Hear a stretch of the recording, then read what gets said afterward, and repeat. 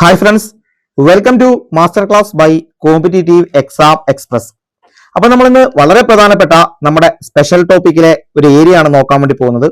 ഏറ്റവും ആദ്യം തിരുവിതാംകൂർ ദേവസ്വം ബോർഡിനെ കുറിച്ചും പിന്നീട് ശബരിമലയെ കുറിച്ചുമാണ് ഈ ഒരു വീഡിയോയിൽ ഡിസ്കസ് ചെയ്യാൻ വേണ്ടി പോകുന്നത്. ഓക്കെ, ആദ്യം തന്നെ നമുക്ക് ബേസ് ആയ കാര്യങ്ങളിലൂടെ പോകാം. 1728 മുതൽ 1758 വരെ തിരുവിതാംകൂർ മഹാരാജാവായിരുന്ന ശ്രീ മാർത്താണ്ഡവർമ്മ ശ്രീ പത്മനാഭദാസൻ എന്ന പേരിലാണ് രാജ്യഭരണം നടത്തിയിരുന്നത്. ഓക്കെ, 1728 മുതൽ 58 വരെ മാർത്താണ്ഡവർമ്മയായിരുന്നു തിരുവിതാംകൂറിന്റെ ഭരണാധികാരി.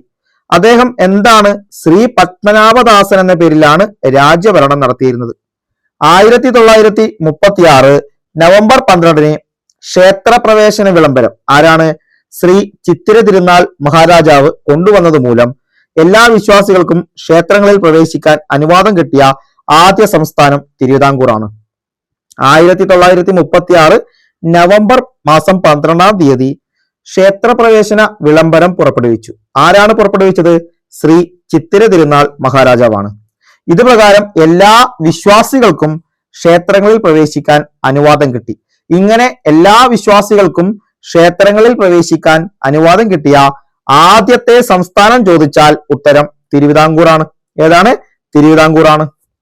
റാണി ഗൗരി ലക്ഷ്മിബായി തിരുവിതാംകൂർ ഭരിച്ചിരുന്ന കാലത്ത്, ഇനി അല്ലെങ്കിൽ മൺട്രോയുടെ കാലത്ത് രൂപം കൊടുത്തതാണ് ദേവസ്വം സംവിധാനം. ഓക്കെ, റാണി ഗൗരി ലക്ഷ്മിബായി തിരുവിതാംകൂർ ഭരിച്ചിരുന്ന കാലത്ത് റെസിഡന്റായി വന്ന മൺട്രോയുടെ കാലത്ത് രൂപം കൊടുത്തതാണ് ദേവസ്വം സംവിധാനം. ദേവസ്വത്തിന്റെയും ബ്രഹ്മസ്വത്തിന്റെയും ഉടമസ്ഥരായി വാണിരുന്നത് നമ്പൂതിരി മേധാവിത്വത്തിന്റെ കീഴിൽ അളവില്ലാതെ കുന്നുകൂടിയ സമ്പത്ത് സൃഷ്ടിച്ച സാമൂഹിക രാഷ്ട്രീയ പ്രശ്നങ്ങളിൽ നിയന്ത്രണം കൊണ്ടുവന്നതിന്റെ ഭാഗമായി 1813 തുടങ്ങിയതാണ് ദേവസ്വം സംവിധാനം. എപ്പോഴാണ്? 1813 ദേവസ്വം സംവിധാനം തുടങ്ങുന്നത്. ഇനി 1919 തിരുവിതാംകൂർ സർക്കാർ നിയമിച്ച കൃഷ്ണ അയ്യങ്കാർ കമ്മിറ്റി 1919 തിരുവിതാംകൂർ സർക്കാർ നിയമിച്ച കൃഷ്ണ അയ്യങ്കാർ കമ്മിറ്റി സർക്കാർ നിയന്ത്രണത്തിൽ ഒരു ദേവസ്വം വകുപ്പ് രൂപീകരിക്കണമെന്ന് റിപ്പോർട്ട് നൽകി. അതിന്റെ അടിസ്ഥാനത്തിലാണ് 1922 ക്ഷേത്രഭരണത്തിനായി പ്രത്യേക വകുപ്പ് വരുന്നത്. 1919 തിരുവിതാംകൂർ സർക്കാർ നിയമിച്ച കൃഷ്ണ അയ്യങ്കാർ കമ്മിറ്റി സർക്കാർ നിയന്ത്രണത്തിന് ഒരു ദേവസ്വം വകുപ്പ് രൂപീകരിക്കണമെന്ന റിപ്പോർട്ട് നൽകി. അതിന്റെ അടിസ്ഥാനത്തിൽ 1922 ക്ഷേത്രഭരണത്തിനായി പ്രത്യേക വകുപ്പ് രൂപീകരിക്കുന്നത്. തിരുക്കൊച്ചി സംയോജനം നമുക്കറിയാം. 1949 ജൂലൈ 1 തിരുക്കൊച്ചി സംയോജനം നിലവിൽ വന്നു. തുടർന്ന് 1950 Travancore Cochin Hindu religious endowment act നിലവിൽ വന്നു. 1950 Travancore Cochin Hindu religious endowment act നിലവിൽ വന്നു. ഇത് പ്രകാരം തിരുവിതാംകൂർ ദേവസ്വം ബോർഡിൽ 1208 ക്ഷേത്രങ്ങളും കൊച്ചിൻ ദേവസ്വം ബോർഡിൽ 406 ക്ഷേത്രങ്ങളും നിലവിലുണ്ടായിരുന്നതായാണ് രേഖകൾ വ്യക്തമാക്കുന്നത്. 1950 Travancore Cochin Hindu religious endowment act നിലവിൽ വരുന്നത്. ഓക്കെ, അതവിടെ മനസ്സിലാക്കുക. ഹൈന്ദവ ക്ഷേത്രങ്ങളുടെ ഭരണത്തിനു വേണ്ടി ദേവസ്വം ബോർഡ് രൂപീകരിക്കാൻ എപ്പോഴാണ്? 1922 വിളംബരം ചെയ്തു എന്ന് നമ്മൾ പറഞ്ഞിട്ടുണ്ട്. ദേവസ്വങ്ങളുടെ ഭരണം ദേവസ്വം ബോർഡിൽ നിക്ഷിപ്തമായത് 1949 ദേവസ്വങ്ങളുടെ ഭരണം ദേവസ്വം ബോർഡിൽ നിക്ഷിപ്തമാകുന്നത് 1949 മുതലാണ്. Thiruvithamkoor Kochi Hindu religions institutions act അനുസരിച്ച് ഗവൺമെന്റ് അംഗീകരിച്ച വർഷം 1950 ഈ ഒരു ആക്ട് അനുസരിച്ച് Thiruvithamkoor Kochi Hindu religions institutions act അനുസരിച്ച് ഗവൺമെന്റ് അംഗീകരിക്കുന്നത് 1950 ദേവസ്വം ഭരണം റവന്യൂ വകുപ്പിൽ നിന്നും മാറ്റി പ്രത്യേക വകുപ്പാക്കി ദേവസ്വം വിളംബരം നടത്തിയത് ഏത് ഭരണാധികാരിയുടെ കാലത്താണ്? ശ്രീമൂലം തിരുനാളിന്റെ കാലത്താണ്. ദേവസ്വം ഭരണം റവന്യൂ വകുപ്പിലായിരുന്നു അതുവരെ. ഇവിടുന്ന് റവന്യൂ വകുപ്പിൽ നിന്ന് മാറ്റി പ്രത്യേക വകുപ്പാക്കി ദേവസ്വം വിളംബരം നടത്തിയത് ശ്രീമൂലം തിരുനാളിന്റെ കാലത്താണ് എന്ന് മനസ്സിലാക്കുക. ദേവസ്വം എന്നതിന്റെ അർത്ഥം എന്താണ് എന്ന് ചോദിച്ചാൽ ദേവസ്വം ദേവന്റെ സ്വത്ത് എന്നതാണ് ദേവസ്വം. ദേവന്റെ സ്വത്ത്, ദേവന് സ്വന്തമായിട്ടുള്ളത്, അതാണ് കേട്ടോ. ഇനി നമ്മൾ ഈ ക്ഷേത്രങ്ങളെ മേജർ എന്നും മൈനർ എന്നും പെറ്റി എന്നും നിലയിലൊക്കെ വിഭജിച്ചിട്ടുണ്ട്. അതിന്റെ മാനദണ്ഡം നോക്കാം. അതായത് ദേവസ്വം ക്ഷേത്രങ്ങളെ മേജർ എന്നും മൈനർ എന്നും പെറ്റി എന്ന നിലയിൽ വിഭജിച്ചിരുന്നതിന്റെ മാനദണ്ഡം എന്തായിരുന്നു? വാർഷിക വരുമാനത്തിന്റെ അടിസ്ഥാനത്തിലാണ് ക്ഷേത്രങ്ങളെ ഇത്തരത്തിൽ വിഭജിച്ചിരുന്നത്. വാർഷിക വരുമാനത്തിന്റെ അടിസ്ഥാനത്തിൽ. 10,000 രൂപയിൽ കൂടുതൽ വരുമാനമുള്ള ക്ഷേത്രങ്ങളെ മേജർ ക്ലാസ് 1, 10,000 രൂപയിൽ കൂടുതൽ വരുമാനമുള്ള ക്ഷേത്രങ്ങളെ മേജർ ക്ലാസ് 1 എന്നും 5,000 മുതൽ 9,999 രൂപ വരെ വരുമാനമുള്ള ക്ഷേത്രങ്ങളെ മേജർ ക്ലാസ് 2 എന്നും 1,000-നും 4,999 ഇടയ്ക്കുള്ള വരുമാനമുള്ള ക്ഷേത്രങ്ങളെ മേജർ ക്ലാസ് 3 എന്നും വിളിച്ചിട്ടുണ്ട്. അതായത് മേജറിനെ 3 തരത്തിൽ ഡിവൈഡ് ചെയ്യാം. മേജർ ഒന്നാമത് നോക്കുക, 10,000 രൂപയിൽ കൂടുതൽ വരുമാനമുള്ള ക്ഷേത്രങ്ങൾ മേജർ ക്ലാസ് 1, 5,000 മുതൽ 9,999 രൂപ വരെ വരുമാനമുള്ള ക്ഷേത്രങ്ങൾ മേജർ ക്ലാസ് 2, 1,000-നും 4,999 ഇടയ്ക്ക് വരുമാനമുള്ള ക്ഷേത്രങ്ങളെ മേജർ ക്ലാസ് 3 എന്നും തിരിച്ചു വിഭജിച്ചു. 100 രൂപയ്ക്ക് മുകളിലും 1,000-ന് താഴെയും വരുമാനമുണ്ടായിരുന്ന ക്ഷേത്രങ്ങൾക്ക് നൽകിയിരുന്ന പദവി മൈനർ എന്നാണ്. 100 രൂപയ്ക്ക് മുകളിലും 1,000-ന് താഴെയും വരുമാനമുണ്ടായിരുന്ന ക്ഷേത്രങ്ങൾക്ക് നൽകിയിരുന്ന പദവിയാണ് മൈനർ. 100-ൽ കുറവ് വാർഷിക വരുമാനം ഉണ്ടായിരുന്ന ക്ഷേത്രങ്ങൾക്ക് നൽകിയിരുന്ന പദവി പെറ്റി എന്നായിരുന്നു. പെറ്റി. പെറ്റി ക്ഷേത്രങ്ങൾ. ഇനി ദേവസ്വം ഡിസ്ട്രിക്റ്റുകളുടെ ഭരണാധികാരി ആരാണ് എന്ന് ചോദിച്ചാൽ ദേവസ്വം ഡെപ്യൂട്ടി കമ്മീഷണറാണ്. ഡെപ്യൂട്ടി ദേവസ്വം കമ്മീഷണറാണ് ദേവസ്വം ഡിസ്ട്രിക്റ്റുകളുടെ ഭരണാധികാരി. അതുപോലെ Devaswom chief executive officer Devaswom commissioner എന്നാണ് അറിയപ്പെടുന്നത്. ദേവസ്വം ചീഫ് എക്സിക്യൂട്ടീവ് ഓഫീസർ അറിയപ്പെടുന്നത് ദേവസ്വം കമ്മീഷണർ എന്നാണ്. ഇനി ആദ്യത്തെ ദേവസ്വം സെക്രട്ടറി ആരായിരുന്നു എന്ന് ചോദിച്ചാൽ കോമലേഴത്ത് കരുണാകരനാണ്. കോമലേഴത്ത് കരുണാകരൻ. ആദ്യത്തെ ദേവസ്വം സെക്രട്ടറി കോമലേഴത്ത് കരുണാകരൻ.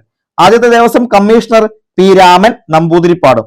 ആദ്യത്തെ ദേവസ്വം കമ്മീഷണർ പി രാമൻ നമ്പൂതിരിപ്പാടും. ഇനി തിരുവിതാംകൂർ സംസ്ഥാനത്തിലെ എല്ലാ ദേവസ്വങ്ങളുടെയും വസ്തുക്കളുടെയും ഭരണം ഏറ്റെടുത്തുകൊണ്ടുള്ള വിളംബരം നടത്തിയ ഭരണാധികാരി ആരാണ്? റാണി ഗൗരി ലക്ഷ്മിബായി ആണ്. തിരുവിതാംകൂർ സംസ്ഥാനത്തിലെ എല്ലാ ദേവസ്വങ്ങളുടെയും വസ്തുക്കളുടെയും ഭരണം ഏറ്റെടുത്തുകൊണ്ടുള്ള വിളംബരം നടത്തിയ ഭരണാധികാരി റാണി ഗൗരി ലക്ഷ്മിബായി. തിരുവിതാംകൂറിലെ എല്ലാ ദേവസ്വങ്ങളുടെയും ഭരണം റാണി ലക്ഷ്മിബായി ഏറ്റെടുത്ത വർഷമാണ് 1811. അതാണ് 1811. ഇനി 1962 കേന്ദ്ര സർക്കാർ നിയമിച്ച ഒരു ക്ഷേത്രഭരണ പരിഷ്കാര കമ്മീഷൻ ഉണ്ട്. അതിന്റെ അധ്യക്ഷനാണ് സർ CP രാമസ്വാമി അയ്യർ.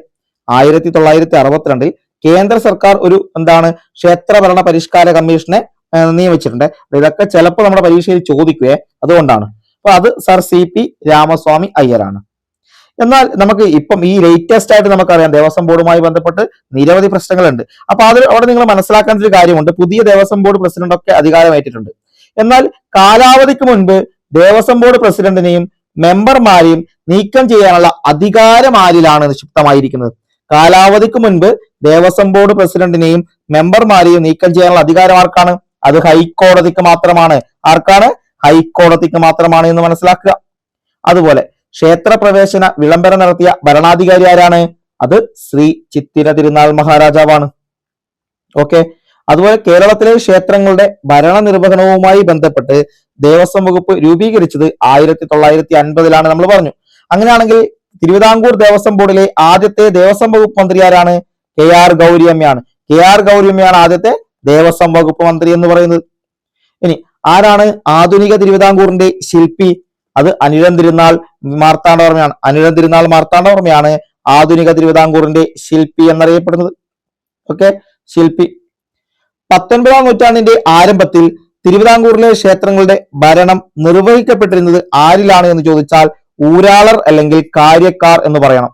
19-ാം നൂറ്റാണ്ടിന്റെ ആരംഭത്തിൽ തിരുവിതാംകൂറിലെ ക്ഷേത്രങ്ങളുടെ ഭരണം നിർവഹിക്കപ്പെട്ടിരുന്നത് ഊരാളർ അല്ലെങ്കിൽ കാര്യക്കാർ എന്നിങ്ങനെ ആയിരുന്നു. തിരുവിതാംകൂറിലെ എല്ലാ ക്ഷേത്ര നിരത്തുകളും ജാതി പരിഗണന കൂടാതെ സമസ്ത ഹിന്ദുക്കൾക്കുമായി തുറന്നുകൊടുത്ത വർഷമാണ് 1928. തിരുവിതാംകൂറിലെ എല്ലാ ക്ഷേത്ര നിരത്തുകളും ജാതി പരിഗണന കൂടാതെ സമസ്ത ഹിന്ദുക്കൾക്കുമായി തുറന്നുകൊടുത്തത് 1928. ഇനി ആരാണ് നിലവിലെ ദേവസ്വം വകുപ്പ് മന്ത്രി? ആരാണ്? VN വാസവനാണ്. ഇപ്പോഴത്തെ ദേവസ്വം വകുപ്പ് മന്ത്രി ആരാണ്? VN വാസവനാണ്. ഇതിന് തൊട്ടു മുൻപാരായിരുന്നു? K രാധാകൃഷ്ണനാണ്. K രാധാകൃഷ്ണനാണ്. ഇപ്പോ VN വാസവൻ. അതിനു മുമ്പ് കടകംപള്ളി സുരേന്ദ്രൻ. ഇത്രയുമാണ് പൊതുവായിട്ടുള്ള കാര്യങ്ങൾ നമ്മൾ നോക്കുന്നത്. തിരുവിതാംകൂർ ദേവസ്വം ബോർഡിന്റെ കാര്യവുമായി ബന്ധപ്പെട്ട കാര്യത്തിലേക്ക് പോകാം. തിരുവിതാംകൂർ ദേവസ്വം ബോർഡ് രൂപീകൃതമായ വർഷം ചോദിച്ചാൽ 1949 ജൂലൈ. 1949 ജൂലൈ. 1950 പ്രവർത്തനം ആരംഭിച്ചു. തിരുവിതാംകൂർ കൊച്ചി ദേവസ്വം ബോർഡുകൾ നിലവിൽ വന്നത് 1949 August 1. 1949 August 1. Okay. Thiruvithamkoor Devaswom ബോർഡിന്റെ ആസ്ഥാനം നന്ദൻകോടാണ്, തിരുവനന്തപുരം ജില്ലയിലെ നന്ദൻകോട്. തിരുവിതാംകൂർ ദേവസ്വം ബോർഡിന്റെ കീഴിലുള്ള ആകെ ക്ഷേത്രങ്ങളുടെ എണ്ണം ചോദിച്ചാൽ 1250ഓളം ക്ഷേത്രങ്ങളാണ് തിരുവിതാംകൂർ ദേവസ്വം ബോർഡിന്റെ കീഴിൽ വരുന്നത്. 1250ഓളം ക്ഷേത്രങ്ങൾ. 21 ഗ്രൂപ്പുകളാണുള്ളത്. പൊതുവെ 20 ഗ്രൂപ്പ് എന്ന് പറയാം. ഒരു ഗ്രൂപ്പ് എന്ന് പറയുന്നത് ശബരിമലയാണ്, അതിനെ സെപ്പറേറ്റ് ആയിട്ട് തന്നെ നമ്മൾ കണക്കാക്കും. അതുകൊണ്ട് വേണമെങ്കിൽ എന്താണ് 20 ഗ്രൂപ്പ് അല്ലെങ്കിൽ 21 ഗ്രൂപ്പ് എന്ന് പറയാം. അതിൽ ശബരിമല സെപ്പറേറ്റ് ആണ്, സെപ്പറേറ്റ് ഗ്രൂപ്പ് ആണെന്ന് മനസ്സിലാക്കുക. 282 സബ് ഗ്രൂപ്പുകളുമാണുള്ളത്. 282 സബ് ഗ്രൂപ്പുകൾ. ദേവസ്വം ബോർഡ് നേരിട്ട് ഭരണം നടത്തുന്ന 1250 ക്ഷേത്രങ്ങളാണ്. അതിൽ മേജർ ക്ഷേത്രങ്ങൾ 236, മൈനർ ക്ഷേത്രങ്ങൾ 479, പെറ്റി ക്ഷേത്രങ്ങൾ 481, PD ക്ഷേത്രങ്ങൾ 52. ഇങ്ങനെയാണ് ഈ ഒരു കണക്ക്. 1250ന്റെ കണക്ക് പറയുമ്പോൾ 236 മേജർ ക്ഷേത്രങ്ങൾ, 479 മൈനർ ക്ഷേത്രങ്ങൾ, 481 പെറ്റി ക്ഷേത്രങ്ങൾ, 52 PD ക്ഷേത്രങ്ങൾ എന്നിങ്ങനെയാണ്. ആരായിരുന്നു തിരുവിതാംകൂർ ദേവസ്വം ബോർഡിന്റെ ആദ്യത്തെ പ്രസിഡന്റ്? തിരുവിതാംകൂർ ദേവസ്വം ബോർഡിന്റെ ആദ്യത്തെ പ്രസിഡന്റ് ആരാണ്? മന്നത്ത് പത്മനാഭനാണ്. 1949 മന്നത്ത് പത്മനാഭനായിരുന്നു ആദ്യത്തെ പ്രസിഡന്റ്. തിരുവിതാംകൂർ ദേവസ്വം ബോർഡ് രൂപീകരിച്ച ആക്ട് ആണ് തിരുക്കൊച്ചി ഹിന്ദുമത സ്ഥാപന നിയമം. ഓക്കെ, തിരുക്കൊച്ചി ഹിന്ദുമത സ്ഥാപന നിയമം ആക്ട് എന്താണ്? 15/1950. ഇതാണ് അതിന്റെ പേര്. 1950 Travancore Cochin Hindu religions institutions act പ്രകാരം രൂപീകൃതമായ തിരുവിതാംകൂർ ദേവസ്വം ബോർഡിന്റെ ആദ്യത്തെ പ്രസിഡന്റ് PGN ഉണ്ണിത്താനാണ്. തിരുവിതാംകൂർ ദേവസ്വം ബോർഡിന്റെ ആദ്യത്തെ പ്രസിഡന്റ് എന്ന് ചോദിച്ചാൽ അത് മന്നത്ത് പത്മനാഭനാണ്. എന്നാൽ 1950 ആക്ട് പ്രകാരം രൂപീകൃതമായ തിരുവിതാംകൂർ ദേവസ്വം ബോർഡിന്റെ ആദ്യത്തെ പ്രസിഡന്റ് PGN ഉണ്ണിത്താനാണ്. PGN ഉണ്ണിത്താൻ. എടാ, ഇനി വളരെ ഇമ്പോർട്ടന്റ് ആയിട്ടുള്ള ഒരു ചോദ്യം ഇങ്ങനെ വരാം. തിരുവിതാംകൂർ ദേവസ്വം ബോർഡ് അംഗങ്ങളുടെ കാലാവധി എത്ര വർഷമാണ്? തിരുവിതാംകൂർ ദേവസ്വം ബോർഡ് അംഗങ്ങളുടെ കാലാവധി എത്രയാണ്? 2 വർഷമാണ്. 2 വർഷമാണ്. തിരുവിതാംകൂർ ദേവസ്വം ബോർഡിന് കീഴിൽ എത്ര ദേവസ്വം ഡിസ്ട്രിക്റ്റുകൾ ഉണ്ടെന്നറിയോ? തിരുവിതാംകൂർ ദേവസ്വം ബോർഡിന് കീഴിൽ എത്ര ദേവസ്വം ഡിസ്ട്രിക്റ്റുകൾ ഉണ്ട്? 4 ദേവസ്വം ഡിസ്ട്രിക്റ്റുകളാണ്. വൈക്കം, തിരുവനന്തപുരം, അമ്പലപ്പുഴ, പത്തനംതിട്ട. വൈക്കം, തിരുവനന്തപുരം, അമ്പലപ്പുഴ, പത്തനംതിട്ട. തിരുവനന്തപുരമാണ്. ഓക്കെ. ഡിപ്പാർട്ട്മെന്റിലെ ചീഫ് എക്സിക്യൂട്ടീവ് ഓഫീസർ നമ്മൾ പറഞ്ഞ ആരാണ്? ദേവസ്വം കമ്മീഷണറാണ്. ദേവസ്വം കമ്മീഷണർ. ഇനി നമ്മൾ തിരുവിതാംകൂർ ദേവസ്വം ബോർഡിന് കീഴിലെ ഗ്രൂപ്പുകൾ ചോദിച്ചാൽ 20. ഒന്ന് നമ്മൾ ശബരിമല സെപ്പറേറ്റ്, അങ്ങനെ 21 ഗ്രൂപ്പുകൾ ഉണ്ട്. ഓക്കെ. ആ ഗ്രൂപ്പുകൾ എന്ന് പറയുന്നത് ശബരിമല ഒഴിച്ച് നെയ്യാറ്റിൻകര, തിരുവനന്തപുരം, ഉള്ളൂർ, വർക്കല, കൊല്ലം, കൊട്ടാരക്കര, പുനലൂർ, അമ്പലപ്പുഴ, മാവേലിക്കര, കരുനാഗപ്പള്ളി, ഹരിപ്പാട്, ആറന്മുള, തിരുവല്ല, മുണ്ടക്കയം, ചങ്ങനാശ്ശേരി, തൃക്കാരിയൂർ, പറവൂർ, വൈക്കം, കോട്ടയം, ഏറ്റുമാനൂർ എന്നിങ്ങനെയാണ്. നെയ്യാറ്റിൻകര, തിരുവനന്തപുരം, ഉള്ളൂർ, വർക്കല, കൊല്ലം, കൊട്ടാരക്കര, പുനലൂർ, അമ്പലപ്പുഴ, മാവേലിക്കര, കരുനാഗപ്പള്ളി, ഹരിപ്പാട്, ആറന്മുള, തിരുവല്ല, മുണ്ടക്കയം, ചങ്ങനാശ്ശേരി, തൃക്കാരിയൂർ, പറവൂർ, വൈക്കം, കോട്ടയം, ഏറ്റുമാനൂർ എന്നിങ്ങനെയാണ്. ഇനി തിരുവിതാംകൂർ ദേവസ്വം ബോർഡിന്റെ ക്ഷേത്ര കലാപീഠങ്ങൾ എവിടെയെല്ലാം എന്ന് ചോദിച്ചാൽ വൈക്കത്തും ആറ്റിങ്ങലുമാണ്. വൈക്കത്തും ആറ്റിങ്ങലുമാണ് തിരുവിതാംകൂർ ദേവസ്വം ബോർഡിന്റെ ക്ഷേത്ര കലാപീഠങ്ങൾ സ്ഥിതി ചെയ്യുന്നത്. ക്ഷേത്ര കലാപീഠം സ്ഥിതി ചെയ്യുന്നത് വൈക്കത്ത്. അവിടെ എന്തൊക്കെയാണ്? സോപാന സംഗീതം, പാണി, കുഴൽ, നാദസ്വരം, തവിൽ എന്നിങ്ങനെ കോഴ്സുകൾ പഠിപ്പിക്കുന്നുണ്ട്. ഓക്കെ. ഇനി തിരുവിതാംകൂർ ദേവസ്വം ബോർഡിന് കീഴിൽ എത്ര കോളേജുകൾ ഉണ്ടെന്ന് ചോദിച്ചാൽ 3 കോളേജുകളാണ് തിരുവിതാംകൂർ ദേവസ്വം ബോർഡിന് കീഴിലുള്ളത്. 1 ശാസ്താംകോട്ട, 2 തലയോലപ്പറമ്പ്, 3 പരുമല. 3 ദേവസ്വം ബോർഡ് കോളേജുകളാണ് തിരുവിതാംകൂർ ദേവസ്വം ബോർഡിന്റെ കീഴിലുള്ളത്. ശാസ്താംകോട്ടയും തലയോലപ്പറമ്പും പരുമലയും. എന്നാൽ ദേവസ്വം ബോർഡിന്റെ അധീനതയിലുള്ള ശ്രീചിത്ര ഗ്രന്ഥശാല സ്ഥിതി ചെയ്യുന്നത് എവിടെയാണ്? തിരുവനന്തപുരത്താണ്. ശ്രീചിത്ര ഗ്രന്ഥശാല തിരുവനന്തപുരത്താണ്. ആയുർവേദ കോളേജിന് എതിർവശത്തുള്ള ദേവസ്വം ബോർഡ് ബിൽഡിംഗിലാണ്. ആയുർവേദ കോളേജിന് എതിർവശത്തുള്ള ദേവസ്വം ബോർഡ് ബിൽഡിംഗിൽ. തിരുവിതാംകൂർ ദേവസ്വം ബോർഡ് കനക ജൂബിലി പ്രമാണിച്ച് പ്രസിദ്ധീകരിച്ച സ്മാരക ഗ്രന്ഥത്തിന്റെ പേരാണ് പാഞ്ചജന്യം. തിരുവിതാംകൂർ ദേവസ്വം ബോർഡ് കനക ജൂബിലി പ്രമാണിച്ച് പ്രസിദ്ധീകരിച്ച സ്മാരക ഗ്രന്ഥം പാഞ്ചജന്യമാണ്.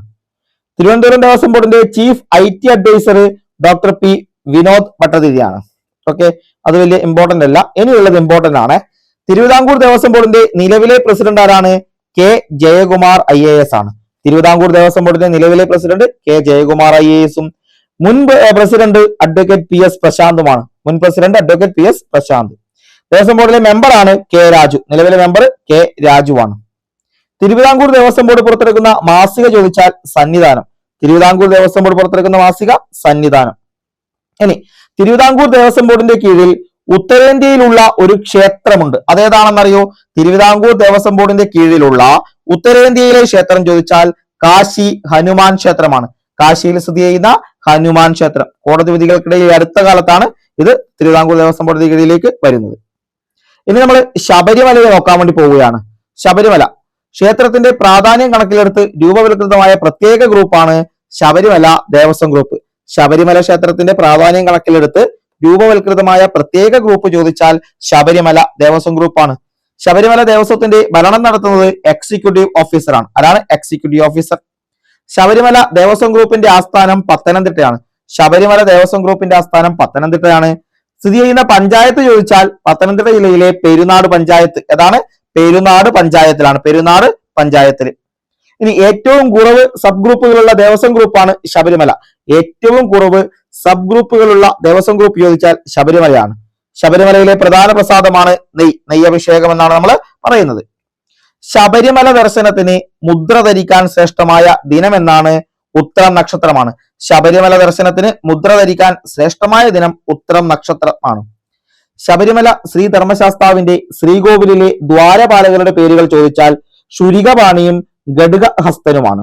ഓക്കെ, ശബരിമല ശ്രീ ധർമ്മശാസ്താവിന്റെ ശ്രീകോവിലിലെ ദ്വാരപാലകരുടെ പേരുകൾ വളരെ ഇമ്പോർട്ടന്റ് ആണ് ഈ സമയത്ത്. ഈ പേരുകൾ, ആ പേരുകൾ എന്ന് പറയുന്നത് ശുരികപാണിയും ഖഡ്ഗഹസ്തനുമാണ്. ഖഡ്ഗഹസ്തൻ. ഇനി ശബരിമലയിലെ അയ്യപ്പ വിഗ്രഹത്തിന്റെ രൂപം യോഗാസനത്തിലെ ഏത് ആസനത്തോടാണ് സാദൃശ്യമുള്ളത്? ശബരിമലയിലെ അയ്യപ്പ വിഗ്രഹത്തിന്റെ രൂപം യോഗാസനത്തിലെ ഏത് ആസനത്തോടാണ് സാദൃശ്യം? അത് വജ്രാസനമാണ്. വജ്രാസനം.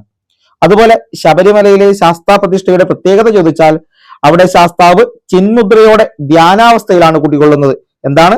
ശാസ്താവ് ചിന്മുദ്രയോടെ ധ്യാനാവസ്ഥയിൽ കുടികൊള്ളുന്നതാണ് ശബരിമലയിലെ ശാസ്താ പ്രതിഷ്ഠയുടെ പ്രത്യേകത. ഇനി എന്തായിരുന്നു അയ്യപ്പന്റെ അവതാര ഉദ്ദേശ്യം എന്ന് ചോദിച്ചാൽ മഹിഷി നിഗ്രഹമാണ്. മഹിഷി നിഗ്രഹം. മോക്ഷം കിട്ടിയ മഹിഷിയുടെ പേരാണ് ലീലാദേവി. മോക്ഷം കിട്ടിയ മഹിഷിയുടെ പേര് ലീലാവതി എന്നാണ്. ലീലാദേവിയെ ഏത് പേരിൽ വാണരുളുവാനാണ് ശ്രീ അയ്യപ്പൻ അനുഗ്രഹിച്ചത്? മാളികപ്പുറത്തമ്മ എന്ന പേരിലാണ്. ലീലാദേവിയെ ഏത് പേരിൽ വാണരുളുവാനാണ് അയ്യപ്പൻ അനുഗ്രഹിച്ചതെന്ന് ചോദിച്ചാൽ മാളികപ്പുറത്തമ്മ എന്ന പേരിലാണ്. ഇനി ശബരിമലക്ക് എന്തുകൊണ്ടാണ് ആ പേര് വരാൻ കാരണം എന്ന് ചോദിച്ചാൽ ശബരിമലക്ക് എന്തുകൊണ്ടാണ് ആ പേര് വരാൻ കാരണം? എന്താണ് അത്? ശബരി എന്നൊരു തപസ്വിനി അവിടെ തപസ് ചെയ്ത് ഇരുന്നതിനാലാണ്. ശബരി എന്നൊരു തപസ്വിനി അവിടെ തപസ് ചെയ്തിരുന്നു. അതുകൊണ്ടാണ് ശബരിമലക്ക് ശബരി എന്ന പേര് വന്നത്. ഇനി മണ്ഡലകാലം എത്ര ദിവസമാണ്? 41 ദിവസം. വൃശ്ചികം 1 മുതൽ 41 ദിവസമാണ് മണ്ഡലകാലം. ശ്രീ അയ്യപ്പന്റെ മാതാപിതാക്കൾ ചോദിച്ചാൽ മോഹിനി രൂപിയായ വിഷ്ണുവും പരമശിവനും. മോഹിനി രൂപിയായ വിഷ്ണുവും പരമേശ്വരനും അല്ലെങ്കിൽ പരമശിവനും. അടുത്തത്, തിരുവാഭരണ ഘോഷയാത്ര പുറപ്പെടുന്നത് ഏത് അമ്പലത്തിൽ നിന്നാണ്? തിരുവാഭരണ ഘോഷയാത്ര പുറപ്പെടുന്നത് പന്തളം വലിയ കോയിക്കൽ ക്ഷേത്രത്തിൽ നിന്നാണ്. പന്തളം വലിയ കോയിക്കൽ ക്ഷേത്രത്തിൽ നിന്നാണ്. മറ്റൊന്ന്, അയ്യപ്പന് ചാർത്താനുള്ള തിരുവാഭരണങ്ങൾ സൂക്ഷിക്കുന്നത് എവിടെയാണ്? അയ്യപ്പന് ചാർത്താനുള്ള തിരുവാഭരണങ്ങൾ സൂക്ഷിക്കുന്നത് പന്തളം കൊട്ടാരത്തിലാണ്. എവിടെയാണ്? പന്തളം കൊട്ടാരത്തിൽ. മറ്റൊന്ന്, മകരജ്യോതി തെളിയുന്നത് എവിടെയാണ്? മകരജ്യോതി തെളിയുന്നത് പൊന്നമ്പലമേട്ടിലാണ്. മകരജ്യോതി പൊന്നമ്പലമേട്ടിലാണ്. ഇനി ശബരിമലയിലെ 18 പടികൾ എന്തിന്റെ പ്രതീകമാണ്? ശബരിമലയിലെ 18 പടികൾ എന്തിന്റെ പ്രതീകമാണ്? 18 പുരാണങ്ങളുടെ പ്രതീകമാണ്. 18 പുരാണങ്ങളുടെ പ്രതീകം. ഇനി ശബരിമലയിൽ അഗ്നിബാധ ഉണ്ടായ വർഷം ചോദിച്ചാൽ 1959 ശബരിമലയിൽ അഗ്നിബാധ ഉണ്ടായ വർഷം 1959. അയ്യപ്പന്റെ ഉറ്റമിത്രം എന്നറിയപ്പെടുന്നത് വാവറാണ്. അയ്യപ്പന്റെ ഉറ്റമിത്രം വാവർ. മറ്റൊന്ന്, ശബരിമല മാസ്റ്റർ പ്ലാൻ അത് ആരംഭിച്ച വർഷമാണ് 2011. ശബരിമല മാസ്റ്റർ പ്ലാൻ ആരംഭിക്കുന്നത് 2011 മുതലാണ്. അയ്യപ്പ സേവാ സംഘത്തിന്റെ ആസ്ഥാനം ചോദിച്ചാൽ തിരുവനന്തപുരമാണ്. അയ്യപ്പ സേവാ സംഘത്തിന്റെ ആസ്ഥാനം തിരുവനന്തപുരം. ഇനി പമ്പയിൽ ആഗോള അയ്യപ്പ സംഗമം നടന്നതെന്നാണ്. ഏറ്റവും ലേറ്റസ്റ്റ് ആണ്. പമ്പയിൽ ആഗോള അയ്യപ്പ സംഗമം നടന്നത് 2025 സെപ്റ്റംബർ 20 2025 സെപ്റ്റംബർ 20. ആഗോള അയ്യപ്പ സംഗമത്തിന്റെ പ്രധാന വേദികളുടെ പേര് ചോദിച്ചാൽ തത്വമസി, ശ്രീരാമസാകേതം, ശബരി. തത്വമസി, ശ്രീരാമസാകേതം, ശബരി എന്നിവയാണ് പ്രധാന വേദികളുടെ പേരുകൾ. ഇനി ആഗോള അയ്യപ്പ സംഗമത്തിന്റെ മുഖ്യ ലക്ഷ്യങ്ങൾ ചോദിച്ചാൽ എന്തൊക്കെയായിരുന്നു മുഖ്യ ലക്ഷ്യങ്ങൾ? ഒന്ന്, ശബരിമലയെ ആഗോള തീർത്ഥാടന കേന്ദ്രമായി ഉയർത്തുക. ശബരിമലയെ ആഗോള തീർത്ഥാടന കേന്ദ്രമായി ഉയർത്തുക. ശബരിമല മാസ്റ്റർ പ്ലാനിൽ ഭക്തരുടെ നിർദ്ദേശങ്ങൾ ഉറപ്പാക്കുക. ശബരിമല മാസ്റ്റർ പ്ലാനിൽ ഭക്തരുടെ നിർദ്ദേശങ്ങൾ ഉറപ്പാക്കുക. ആത്മീയ ടൂറിസം സർക്യൂട്ട് കൊണ്ടുവരിക. ആത്മീയ ടൂറിസം സർക്യൂട്ട് കൊണ്ടുവരിക. അതുപോലെ ആൾക്കൂട്ട നിയന്ത്രണവും തയ്യാറെടുപ്പുകളും നേരത്തെ നോക്കുക. ആൾക്കൂട്ട നിയന്ത്രണവും തയ്യാറെടുപ്പുകളും പിന്നെ ശബരിമലയുടെയും അനുബന്ധ പ്രദേശങ്ങളുടെയും വികസനം എന്നിവയാണ് അയ്യപ്പ സംഗമത്തിന്റെ മുഖ്യ ലക്ഷ്യങ്ങളായി ഉണ്ടായിരുന്നത്. ഇനി തിരുവിതാംകൂർ ദേവസ്വത്തിന് കീഴിൽ വരുന്ന പ്രധാനപ്പെട്ട കുറച്ച് ക്ഷേത്രങ്ങൾ നോക്കാം. ബാക്കി നമ്മൾ ഡീറ്റെയിൽ ആയിട്ട് PDF തരും. 1. പാറശാല ശ്രീ മഹാദേവർ ക്ഷേത്രം, തിരുവല്ലം ശ്രീ പരശുരാമ ക്ഷേത്രം, നെയ്യാറ്റിൻകര ശ്രീകൃഷ്ണസ്വാമി ക്ഷേത്രം, അരുവിപ്പുറം ശിവക്ഷേത്രം, വർക്കല ജനാർദ്ദന സ്വാമി ക്ഷേത്രം, OTC ഹനുമാൻ ക്ഷേത്രം, തിരുവാർപ്പ് ശ്രീകൃഷ്ണസ്വാമി ക്ഷേത്രം, ഹരിപ്പാട് സുബ്രഹ്മണ്യ സ്വാമി ക്ഷേത്രം, ശബരിമല കൊട്ടാരക്കര ഗണപതി ക്ഷേത്രം, നിലക്കൽ ശ്രീ മഹാദേവ ക്ഷേത്രം, പമ്പ ഗണപതി ക്ഷേത്രം, പേരൂർ ശ്രീകൃഷ്ണസ്വാമി ക്ഷേത്രം, ശാർക്കരാദേവി ക്ഷേത്രം, ശ്രീകണ്ഠേശ്വരം മഹാദേവ ക്ഷേത്രം, തിരുമുല്ലാവാരം ശ്രീ മഹാവിഷ്ണു സ്വാമി ക്ഷേത്രം എന്നിവയാണ് കേരളത്തിലെ കുറച്ച് ദേവസ്വം ബോർഡിന് കീഴിൽ വരുന്ന ക്ഷേത്രങ്ങൾ ഇവിടെ നമ്മൾ പരിചയപ്പെടുത്തിയത്. ഓക്കെ, അപ്പൊ ഇത്രയും കാര്യങ്ങളാണ് ഇന്നത്തെ ഈ ഒരു വീഡിയോ ക്ലാസ്സിലുള്ളത്. തിരുവിതാംകൂറിന്റെ ഒരു ചരിത്രം നമ്മൾ നോക്കി, ദേവസ്വം ബോർഡ് വന്നത് എങ്ങനെയൊക്കെയാണെന്ന്, പിന്നെ തിരുവിതാംകൂർ ദേവസ്വം ബോർഡിനെ കുറിച്ച് നമ്മൾ പഠിച്ചു. അത് കഴിഞ്ഞ് നമ്മൾ ഏറ്റവും ലേറ്റസ്റ്റ് ആയി പഠിച്ചിരുന്ന എന്താണ്, ശബരിമലയെ കുറിച്ചാണ്. അപ്പൊ ഇതൊക്കെ കൃത്യമായി നമ്മുടെ പരീക്ഷകളിൽ വരാൻ സാധ്യതയില്ലാണ്. അപ്പൊ കൃത്യമായി പഠിച്ച് മുന്നോട്ട് പോവുക. ഓക്കെ.